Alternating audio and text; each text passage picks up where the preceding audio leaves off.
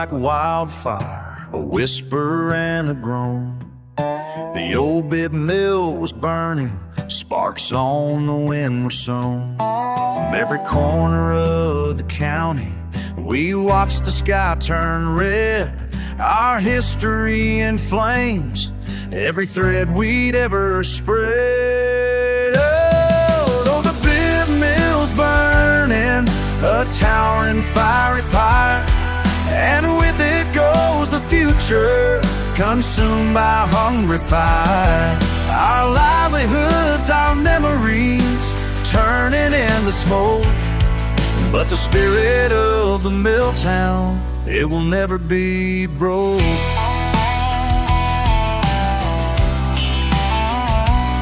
Generations work those floors, our sweat and toil ingrained. The looms hum day and night, a rhythm unconstrained. We built our homes around it, our families grew strong, a community woven tightly, where we all belong. Oh, the Bibb mill's burning, a towering fiery pyre, and with it goes the future, consumed by hungry fire. Our livelihoods, our memories, turning into smoke. But the spirit of the mill town, it will never be broke.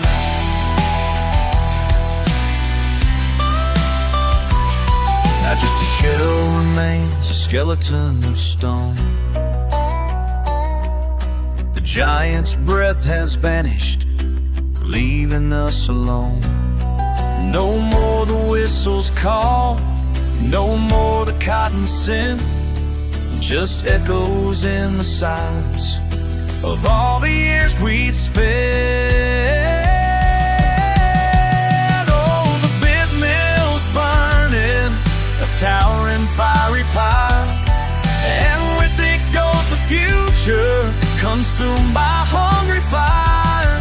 Our livelihoods, our memories, turning into smoke. But the spirit of the mill town, it will never be broke. The buildings may be ashes, the brick and mortar gone, but the memories will linger from dusk until the dawn. And every former worker's heart, the mill will live anew, a silent burning testament to all that we went through.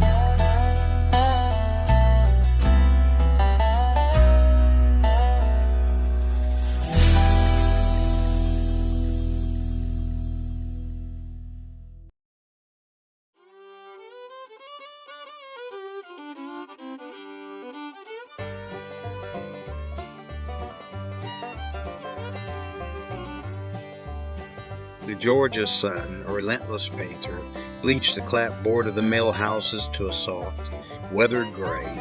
In Bibb City, a self-contained universe nestled beside the Chattahoochee. Every dawn in the 1950s and 60s brought the rhythmic thrum of the mills to life. This wasn't just a sound. It was the heartbeat of the town, echoing in the very bones of its town residents.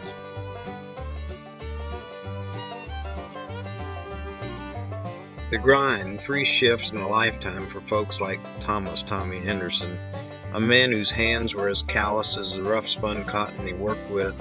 The day was defined by the whistle. He knew the Bibb mill's cavernous weave room like the back of those hands, moving from the thundering looms of the first shift, sometimes catching a few hours of fitful sleep, then heading to the Anderson mill for a second, or even a grueling third of Will Swift. The air in those mills was thick with lint and the humid tang of sweat, the noise a constant roar that could make a new man dizzy. But Tommy and hundreds like him moved with a practiced grace, their bodies accustomed to the relentless pace, their minds focused on the pay envelope at the end of the week. The pay was meager, even by the standards of the time.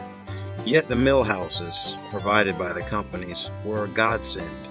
For a few dollars deducted directly from their wages, families had a roof over their heads.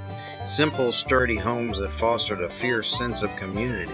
Front porches were stages for gossip and laughter.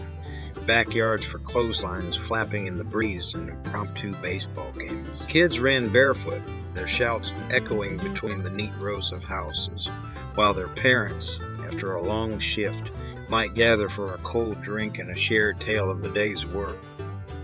The front porch, in particular, was the social media of its day.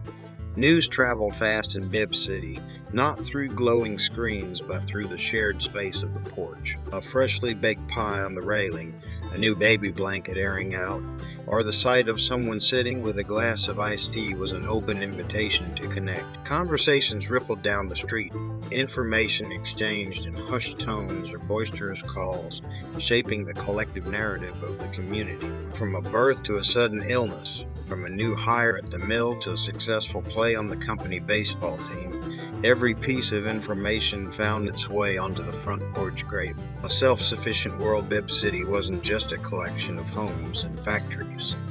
It was a complete ecosystem. Its own police force patrolled the quiet streets, and city officials, often former mill workers themselves, understood the unique pulse of the town. Life's necessities and pleasures were all within walking distance. The company store, while a convenient place to pick up groceries and household goods, was also a hub for news and conversation. Children trooped off to the Bibb City School, their minds eager for knowledge, their parents eager for them to have a better life than they had known. For aches and pains, a nurse's aid station offered basic care, and on Sundays, the air was filled with the hymns spilling from the town's churches, offering solace and spiritual grounding. The town had a town square of sorts, though not formally designated. The Main Street corner, a vibrant hub of commerce and connection, still echoed with the names of Fred, McGee, Jeans, and Tellings. You could just about get anything you might need for your house, from a new broom to a roll of fabric, or clothing, little knickknacks, and even medicine, all from the shops along this main avenue. It was the heart of everyday life, a place where errands turned into conversations, and a quick stop could stretch into an hour of friendly banter. But life wasn't all toil and necessity. After the dust and din of the mills, there were avenues for escape and enjoyment. The Pastime movie theater in Bibb City, with its flickering silver screen, offered a magical portal to other worlds, a brief respite from the everyday. Cafes fragrant with coffee and the sizzle of breakfast provided a place to unwind, while the local bars, with their clinking glasses and boisterous chatter, offered a more potent form of relaxation, a community forged in shared experience. Sports especially were the lifeblood of Bibb City's social scene. Mill teams, sponsored by their respective companies, competed fiercely in baseball, bowling, and other sports. Tommy, with his strong arm and keen eye, was a star pitcher for the Bibb Mill boys. These games weren't just about winning. They were about pride, about camaraderie, about forging bonds that transcended the factory floor. The bleachers would be packed with cheering families, the air thick with excitement, a collective release from the week's arduous labor. The enduring spirit life in Bibb City was undeniably hard. The hours were long, the work physically demanding, and the pay barely enough to scrape by. Yet ask anyone who lived through those decades and a common refrain emerges. They wouldn't trade it for anything. The shared struggle forged an unbreakable bond. Neighbors weren't just neighbors. They were extended family, leaning on each other through sickness and sorrow, celebrating triumphs, big and small. There was a profound sense of belonging, a deep-rooted understanding that they were all in it together. The simple pleasures, a cool evening breeze on the porch, the laughter of children, the solidarity of a shared meal were magnified by the daily grind. For Tommy Henderson and for countless others who called Bibb City home, those years were etched into their souls. The roar of the looms, the scent of cotton, the camaraderie of the mill house community, the triumphs and tribulations on the dusty baseball fields, it all wove together into a tapestry of resilience, hard work, and an unyielding spirit. If given the chance, they'd step back into that challenging, yet deeply fulfilling world in a heartbeat.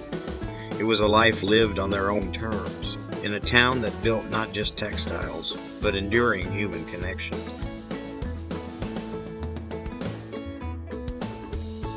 Today, as you drive through these areas, the landscape has changed completely. The once bustling corner where personal items were purchased has been torn down, replaced by the serene expanse of the Mercy Med Garden. It still gives back to the community, but in a holistic, nurturing way, a stark contrast to the commerce that once thrived there. And the old school building, once a vibrant hub of learning, now stands in grave disrepair. The ceiling has collapsed in half of the building, making it very unsafe to enter. Chances are that if it ever undergoes renovation, its only purpose would be for rental units, a practical but poignant shift from its original role.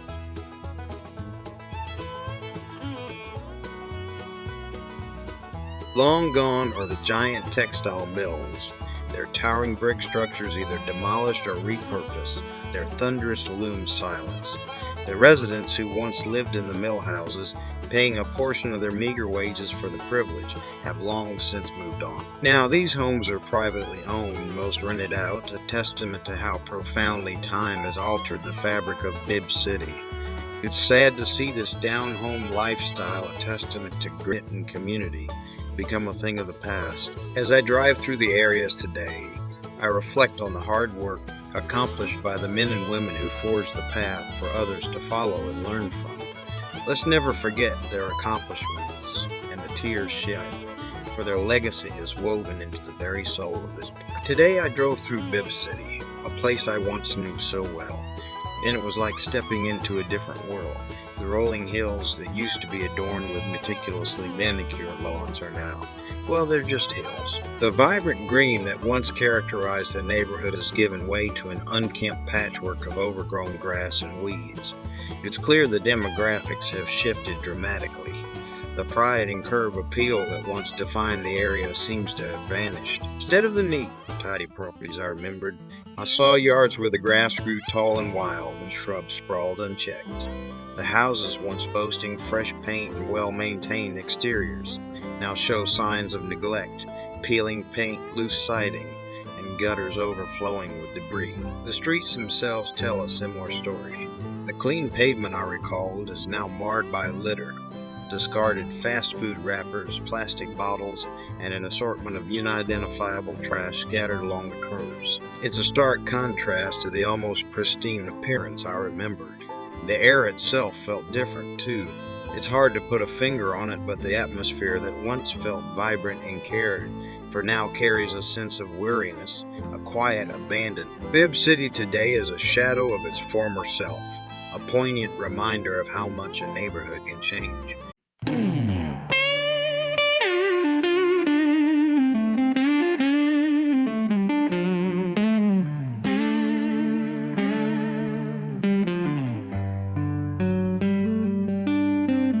"3 a.m. The moon hangs low and dim. Another night begins, another shift to Bibb Mill. The hum of the machines, a constant roaring sound, working my fingers to the bone on this hollow ground. Oh, the whistle's gonna blow, soon the morning light. Till then I'm here, deep within the night. Then here they call me, cotton in my hair. Another dawn approaches, can't you feel it in the air? My clothes are thick with fibers, a ghostly pale embrace. The dust motes dance and swirl in this confined space. The rhythmic clatter echoes, a ceaseless metal beat. Can't hear myself think, can't even feel my feet. gonna blow, soon the morning light. But till then I'm here, deep within the night. Lynn head, they call me, cotton in my hair. Another dawn approaches, can't you feel it in the air? When I get home, the silence screams so loud, my ears are ringing, lost within the crowd. Early morning's working, noon is when I sleep. The rhythm of the mill, the promise I must keep. Oh, the whistle's gonna blow, soon the morning light. Till then I'm here within the night. Then head, they call me, cotton in my hair. Another dawn approaches, can't you feel it in the air? Oh, yeah, mill life is like that, you know. A never-ending spin, waiting for that whistle to let the daylight in.